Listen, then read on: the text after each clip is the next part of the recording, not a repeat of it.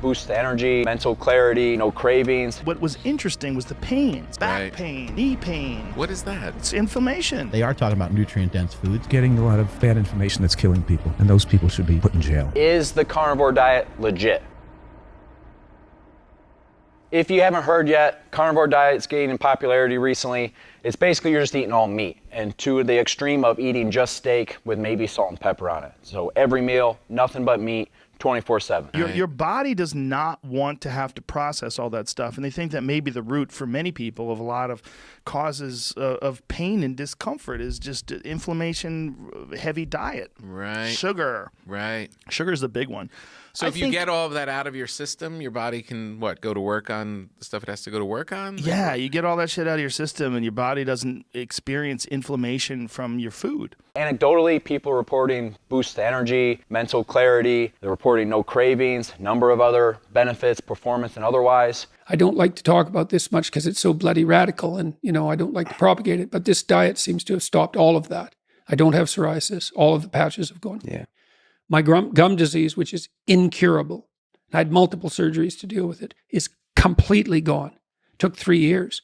My right eye, which was quite cloudy, is cleared up completely. I should say for me personally, it does seem that I feel by far the best when I eat only meat. I lost 50 pounds and instantly and kept it off. Let's look at it from pros and cons. You're most certainly going to get enough protein, and protein will help you feel fuller longer, and it'll help you recover from exercise, from activity, from weight training. Another pro is that it's going to eliminate processed foods from your diet. You're cutting out the sugary foods, the salty snacks, and all that stuff, so that's definitely a pro. The fact that that's not challenged, the fact that our health guidelines aren't set on, hey, what you should be eating is what human beings are designed to eat in nature. The perfect way to test if meat is healthy or not is to just put them on a damn carnivore diet and see what happens. It's the only way to test it. Because if you do an epidemiology study and you don't account for sugar, sugary drink, Coca-Cola, bread, pasta, lasagna. Yeah, that's what Harvard did recently. They didn't account for sugar intake when they said beef causes diabetes. I'm like, you got to be kidding me! You're not even counting sugar. That's so crazy. Right, but they get this published, and this is really bad science, And guys like John Anitis, who's one of the most cited scientists in the world, has basically said all this epidemiology we're doing, we're just wasting money. It's not telling us anything. This is all garbage. But they keep doing it over and over again because they generate headlines. The headlines they want. Cons: you're taking out carbs. And I know carbs get vilified by some people, but carbs are the main driver of performance, the main fuel for performance. They're an excellent energy source for activity. So you take that out and you can kind of expect there to be some performance detriment to that. Even if your goal is to build muscle, having carbs in your diet will spare your protein, so the protein can be used to build new muscle. The last con is that it's extreme. In most diets, people don't stick to. Almost nobody sticks to a diet because they can't adhere to it. It's too extreme.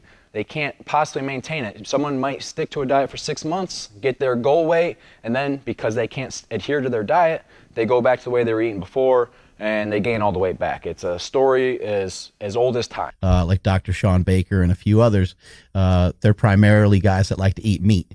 Right. And so they are talking about nutrient-dense foods. But those have more calories. And you're talking about things that have high nutrients but low calories, right? Correct. I mean, you're getting a lot of bad information that's killing people, and those people should be put in jail that you're having on your show. Uh-oh. Okay. Shawn Baker, you need to be put in jail. That's right. Do you think it's untrue that we can get everything that we need from animal products? We can get everything we need from animal products. That's the most ridiculous statement I've ever heard.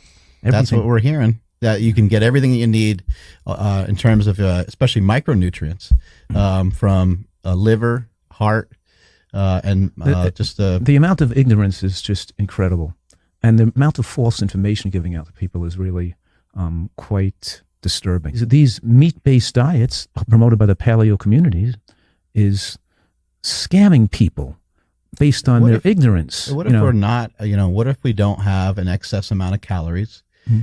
And what if we're not, eating other things that are going to cause harm to our body? So like, primarily eating meat, and you're not, causing an influx of insulin and glucose and all these different things. Do the rules change a little bit? Because a lot of the research with some of the stuff that you have cited is a lot of people that are on a standard American diet. No, it's not true. Eating red meat. No, it's not true. That's more nonsense, and that's a more, how should you say,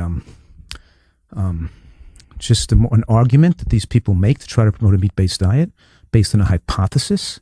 But that hypothesis has been looked at over and over again in the medical literature and shown to be wrong. I would 99 times out of 100 not recommend the carnivore diet for law enforcement officers. However, I am a big proponent of biohacking, trying things out for yourself, see how you feel. So if you're interested in the carnivore diet, if that's something you want to try, give it 2-3 weeks. Stick to it for 2 to 3 weeks. If you love it, awesome, let it ride. Keep going with it. If you don't love it, if you're not into it, then here's what I would recommend, where you can get the pros and remove the cons of the carnivore diet with a more balanced diet. 0.8 to 1 gram of protein per pound of desired body weight, and cut out the processed foods. You still have carbs to fuel activity, and it's not extreme. It's more reasonable. It's a more reasonable diet. If you want to try it, let it rip, see how it goes. If not, simply eat whole foods, get a gram of protein per pound of desired body weight, cut out those processed foods. There's your recipe for improved activity, improved performance. Manage those calories from there, whether you want to gain weight or lose weight.